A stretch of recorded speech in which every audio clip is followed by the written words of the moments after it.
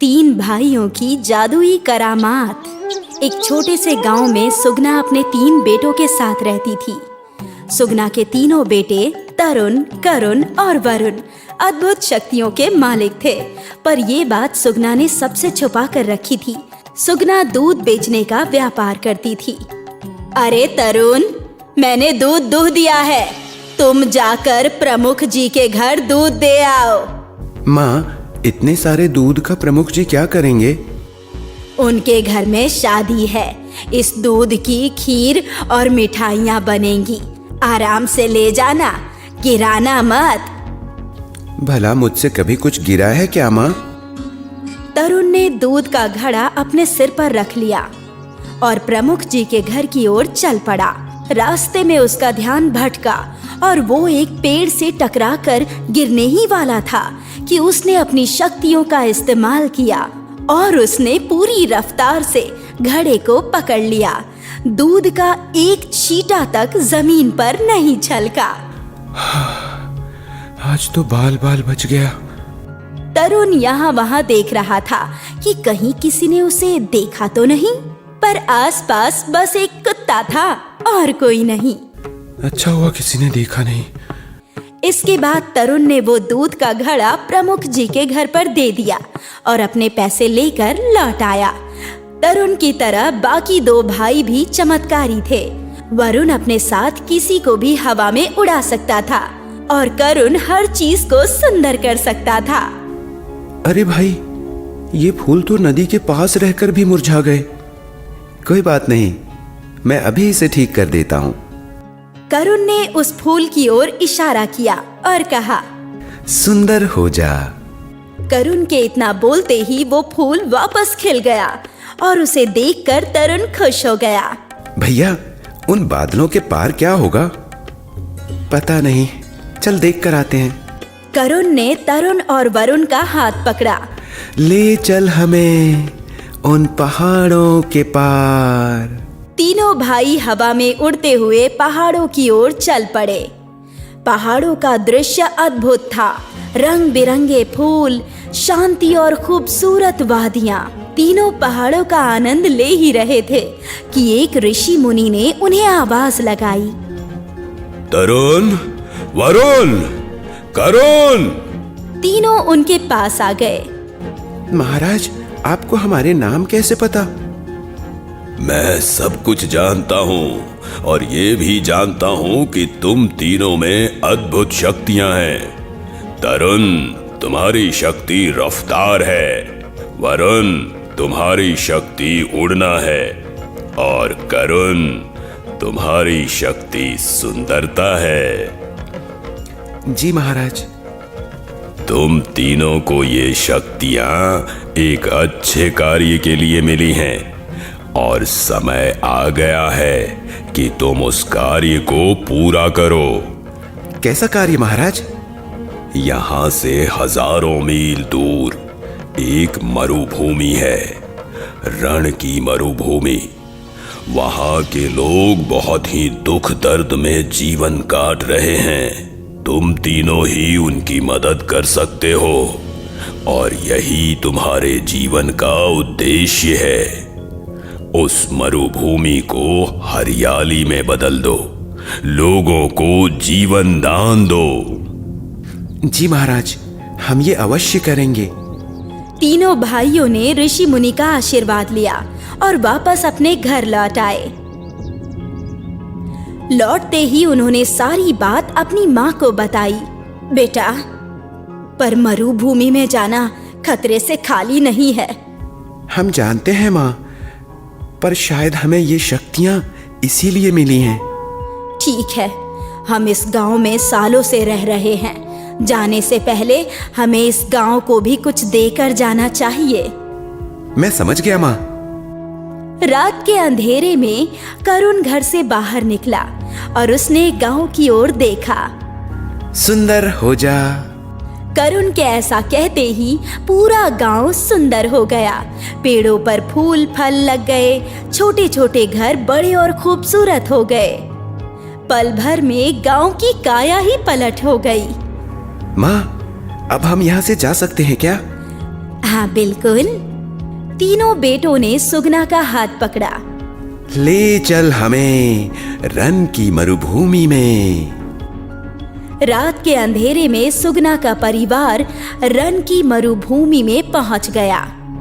अंधेरे में ये कितना खूबसूरत लगता है ना माँ। जितना ये रात में खूबसूरत है उतना ही दिन में घातक है बेटा। वो लोग यहाँ वहाँ देख ही रहे थे कि कुछ लोगों ने उन पर हमला किया और उन पर जाल फेंका। वो आदिवासी लोग उन्हें पकड़कर अपने नायक के सामने ले गए। बाहरी लोग, तुम लोग यहाँ क्या कर रहे हो? क्या तुम लोग हम पर आक्रमण करने आए हो? नहीं नहीं, हम तो आपकी मदद करने आए हैं। तुम लोग हमारी क्या मदद कर सकते हो? सुगना ने तरुण की ओर देखा और तरुण ने अपनी रफ्तार इस्तेमाल की और तुरंत ही वो लोग जाल से बाहर निकल गए। कबीले का नायक और वहां खड़े आदिवासी लोग हैरान थे। ये तुमने कैसे किया? अपने जादू से। मेरे तीनों बेटे अद्भुत शक्तियों के मालिक हैं और हम यहाँ तुम सबकी मदद करने आए हैं। वो कैसे? अभी बताते हैं, चलो हमारे साथ। वरुण ने अपनी माँ और भाइयों के साथ साथ नायक और कुछ आदिवासियों का भी हाथ पकड़ा और वो लोग एक ऐसे इलाके में आ गए जहाँ पेड़ तो थे पर सारे सूखे हुए। तुम मुझे यहाँ क्यों ले आए? सुगना ने करुण की ओर इशारा किया। सब सुंदर हो जा। करुण के ऐसा बोलते ही सारे पेड़ पौधे जीवित हो गए। उन पर हरे पत्ते लग गए और रंग बिरंगे फूल खिल गए और देखते ही देखते फल भी लग गए। ये देखकर नायक और आदिवासियों की आंखों से आंसू बहने लगे। उन्होंने सालों से हरे पेड़ पौधे नहीं देखे थे। शुक्रिया, तुम लोगों का बहुत बहुत शुक्रिया। बोलो बोलो, तुम्हें क्या चाहिए? मैं तुम्हें कुछ भी दे सकता हूं। हमें कुछ नहीं चाहिए, हम बस यहाँ आप लोगों की मदद करने आए हैं। धन्यवाद सिपाही, आज से ये हमारे मेहमान हैं और इनकी अच्छी तरह देखभाल करना। कुछ दिन सुगना और उसके बेटे नायक के घर में ही रहे मेहमान की तरह और फिर एक दिन बरसात शुरू हो गई। मरुभूमि के सारे लोग बरसात में नाचने लगे। वाह, ये तो बहुत अच्छी बरसात है। हाँ, पर कुछ दिनों बाद ही हमारा सारा पानी खत्म हो जाएगा और हम एक बार फिर से पानी के लिए मोहताज हो जाएंगे। इस बार ऐसा कुछ नहीं होगा। वो कैसे? आप अपने आदमियों से कहकर जगह जगह जलाशय खुदवा दीजिए। जलाशय तो बन जाएंगे, पर वो भरेंगे कैसे? वो आप हम पर छोड़ दीजिए। जी। आदिवासियों ने जलाशय खोद दिए और अब जब तेज बारिश हुई तो सुगना ने अपने बेटों से बोला, वरुण, तुम तरुण को हवा में उड़ाकर हर जलाशय पर ले जाना और तरुण, तुम अपनी रफ्तार से बारिश के पानी को एकत्रित करके सारे जलाशय भर देना। जी माँ, हम अभी जाते हैं।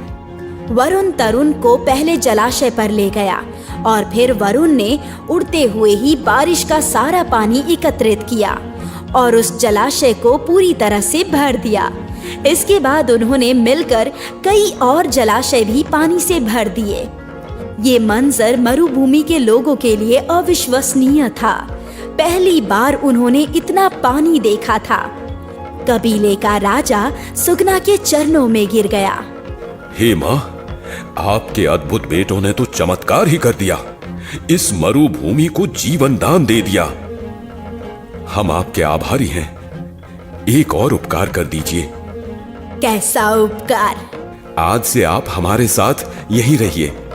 हम आपको सर आंखों पर बिठा कर रखेंगे। आप लोगों ने हमारे लिए इतना कुछ किया है, अब हमें भी मौका दीजिए कुछ करने का। ठीक है। उस दिन से सुगना और उसके बेटे उसी राज्य में रहने लगे, पर अब वो राज्य मरुभूमि नहीं बल्कि एक खुशहाल राज्य था। इसी तरह कई साल बीत गए और अचानक एक पड़ोसी राज्य ने इस राज्य पर हमला कर दिया। नायक ने एक बार फिर जादुई भाइयों की मदद मांगी और वो खुशी खुशी मदद करने के लिए तैयार हो गए। वरुण तीनों को उड़ाकर सरहद के पार ले आया। तरुण ने तेजी से हमला करना शुरू कर दिया, पर दुश्मन की सेना विशाल थी। मुझे नहीं लगता हम हमला करके जीत पाएंगे। अब मेरी बारी, मुझे उड़ाकर ले चल वरुण। वरुण ने करुण को हवा में उड़ाया और करुण ने दुश्मन की सेना की ओर देखा। सबका मन सुंदर कर दे। करुण के ऐसा बोलते ही सारे सिपाहियों ने हथियार फेंक दिए। युद्ध करना गलत है। आज से हम कभी युद्ध नहीं करेंगे। चलो वापस अपने राज्य चलते हैं। अब हम खुशी से रहेंगे। वो राज्य अपने सारे सैनिकों को लेकर वापस लौट गया और एक बार फिर तीनों भाइयों की जादुई करामात की वजह से रण की भूमि पर आने वाला संकट टल गया। नायक और वहां के लोगों ने तीनों भाइयों को कंधे पर उठा लिया। अब वो उनके भगवान थे। सही कहा था ऋषि मुनि ने, तीनों भाइयों का जन्म इस भूमि की रक्षा करने हेतु ही हुआ था। मक्खनपुर नामक राज्य में मिथिला नाम की एक औरत अपने 5 बेटों के साथ रहती थी। पांचों में अलग अलग गुण थे, क्योंकि ये बेटे भगवान की कृपा से उसके घर पर पैदा हुए थे। बड़ा बेटा था वो बिजली से खेल सकता था, छोटा बेटा था वो पानी को अपने वश में कर सकता था, वही मंझला बेटा काफी दर्द झेल सकता था और चौथा बेटा अपनी सांस रोक सकता था और 5वां बेटा हवा में उड़ सकता था। पर वो देखने में एक जैसे थे, क्योंकि वो जुड़वा पैदा हुए थे, जिस वजह से कोई भी उन्हें पहचान नहीं पाता था। और मिथिला ने भी ये बात सभी से छुपा कर रखी थी कि उसके 5 बेटे हैं, क्योंकि हमेशा एक बेटा ही सभी के सामने आता था और सभी उसे ही जानते थे, जिसका नाम लाखन था। लाखन, अरे तुम सभी सो जाओ, क्योंकि तुम्हें रात में समुद्र से सीप भी तो लानी है, जिससे हमें मोती मिल सके। हाँ माँ, हम सो जाते हैं, आप चिंता मत कीजिए। अरे चिंता की क्या बात है, तुम पांचों तो मेरे 5 रत्न हो और मुझे खुशी है कि हम सभी साथ हैं। हाँ माँ, और ऐसे ही हमेशा हम साथ रहेंगे, जिससे कोई भी हमारा कुछ नहीं बिगाड़ सकेगा। हाँ हाँ बेटो, अच्छा अब सो जाओ, बहुत रात हो गई है। इसके बाद वो सभी सो गए। आधी रात को सभी उठे और समुद्र में सीप पकड़ने के लिए नदी पर चले गए। अरे भाइयों, जब तक मैं समंदर का पानी अपने मुंह में करता हूँ, तब तक तुम लोग जल्दी जल्दी से सीप उठा लो। मैं सिर्फ 7 मिनट तक ऐसा कर सकता हूँ। हाँ हाँ भैया, हमें पता है, आपको रोजाना एक ही बात बताने की जरूरत नहीं है। हम जल्दी से सारी सीप उठाकर ले आएंगे। ठीक है, अब जल्दी से जाओ, मैं पानी अपने मुंह में भर लेता हूँ। और इसके बाद रामू ने सारा पानी अपने मुंह के अंदर भर लिया और इसके बाद उसके भाइयों ने जल्दी जल्दी सारी सीप उठा ली और फिर वो बाहर आ गए और फिर रामू ने सारा पानी छोड़ दिया। इसके बाद रामू ने कहा, आज सीप से मोती निकालकर चंदन बेचने जाएगा। ठीक है भैया, आज मैं जाता हूँ। और इसके बाद चंदन बाजार में मोती बेचने गया। सभी मछुआरों के मोती बहुत ही छोटे थे और बहुत को तो सीप मिलती भी नहीं थी, पर चंदन हमेशा बड़े बड़े मोती लाता था और उसके मोती कुछ ही देर में बिक जाते थे, जिस वजह से मछुआरे परेशान रहते। जब उसके सारे मोती बिक गए तो उसके पास सभी मछुआरे आए और उससे कहा, अरे भाई, तू इतने मोती कहाँ से ले आता है? हमें तो इतनी सीप मिलती ही नहीं है। हाँ, ये एकदम ठीक कह रहे हैं। मुझे तो ऐसा लगता है कि तू जादू टोना जानता है, इसी वजह से तू इतनी सारी सीप ले आता है। अरे नहीं नहीं भैया, ऐसा कुछ भी नहीं है, आपको गलतफहमी हुई है। अरे हमें गलतफहमी नहीं हुई है, हम क्या देखते नहीं है? तू रोज कितने बड़े बड़े मोती लाता है, जबकि हमारे मोती कितने छोटे होते हैं और तेरे मोती हमसे जल्दी बिक भी जाते हैं। बता तू क्या करता है? हाँ हाँ भैया, मैं बताता हूँ। आप लोग कल रात नदी के पास आ जाना, मैं आपको भी इतने ही मोती दे दूंगा। और इसके बाद वो वहाँ से चला आया। घर पर आने पर चंदन ने अपने भाइयों को सारी बात बताई तो उसके बड़े भाई रामू ने उससे कहा, तुम चिंता मत करो, कल मैं अकेला ही जाऊंगा, तुम लोग घर पर ही रहना। इसके बाद रात के समय वहाँ पर सभी मछुआरे पहुँच गए और रामू ने उन सभी से कहा, अच्छा, मैं अपने अंदर इस समंदर का पानी ले लूंगा, पर मैं सिर्फ 7 मिनट के लिए ही ऐसा कर सकता हूँ। अगर तुम लोगों ने इतनी देर में सीप नहीं ली तो मैं पानी को छोड़ दूंगा। अरे हाँ, तुम चिंता मत करो, तुम जल्दी से पानी अपने अंदर लो। इसके बाद रामू ने समंदर का सारा पानी अपने मुंह के अंदर ले लिया और सभी मौका देखकर सीप चुनने लगे, पर उन्हें बहुत ज्यादा समय हो गया। रामू बार बार उन्हें बुला रहा था पर कोई भी सुन नहीं रहा था और हार कर उसने सारा पानी वापस समुद्र में छोड़ दिया।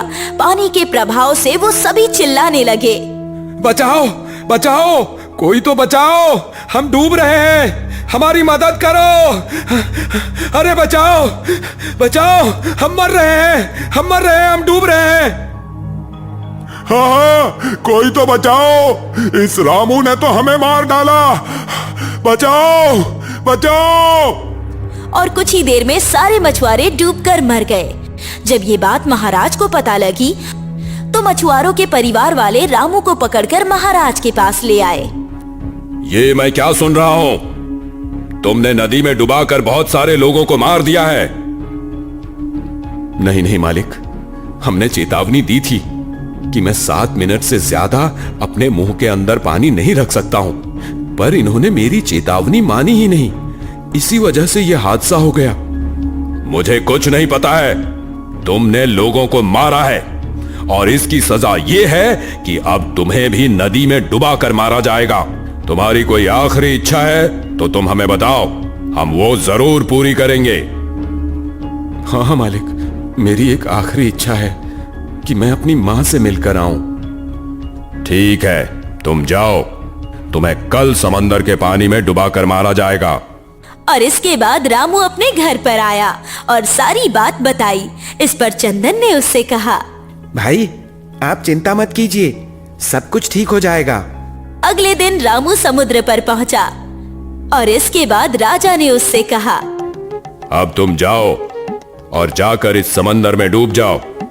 ये सुनकर रामू उस समुद्र में चला गया, पर समुद्र ने उसका कुछ नहीं बिगाड़ा।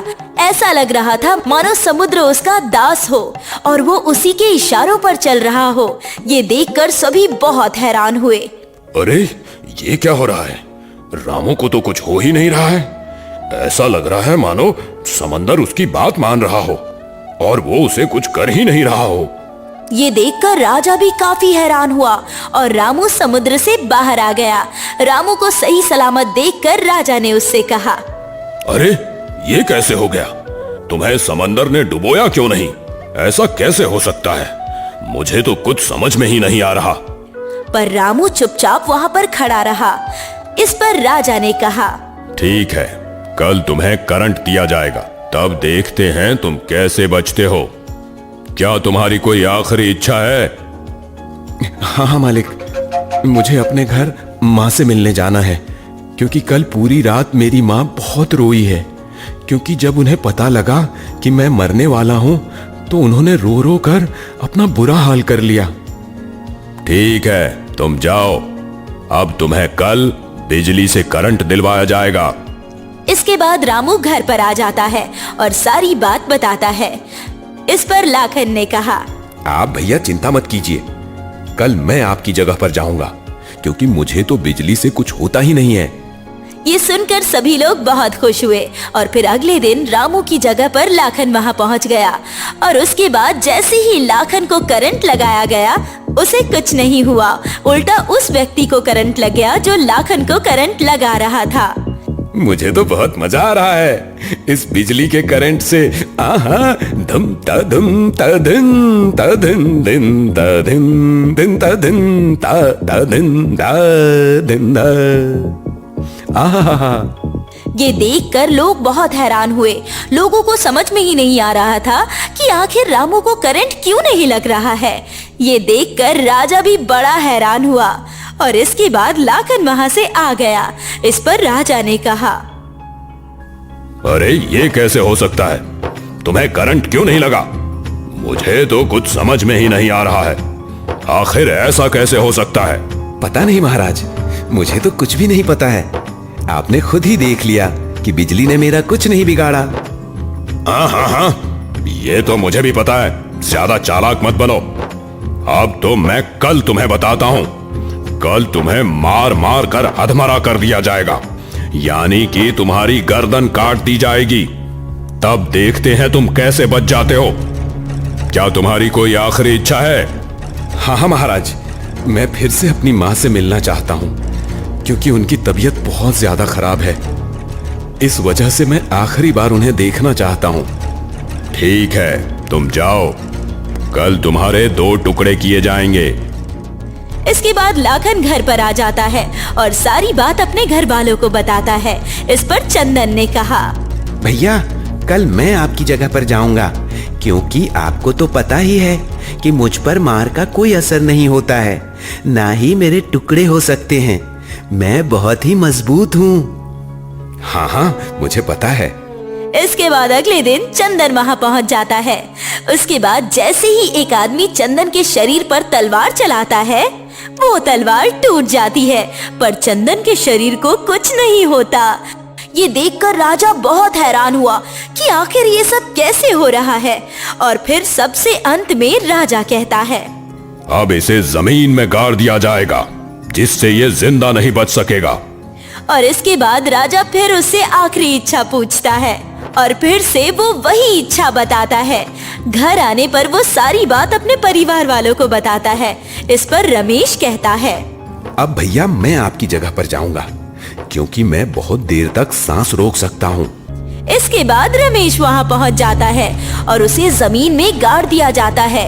इसके बाद सभी वहां से चले आते हैं। जब रात होती है तो मिथिला अपने चारों लड़कों को लेकर वहां जाती है और जमीन खोदकर रमेश को बाहर निकाल लेती है और उनसे कहती है, अब हम ये गांव छोड़कर चले जाएंगे, हम दूसरे गांव में जाकर रहेंगे। इसके बाद 5वां बेटा उन 5 को एक बड़ी सी पोटली में रखता है और अपने कंधे पर बिठाकर उन्हें उड़ा ले जाता है और वो लोग गांव छोड़कर चले जाते हैं।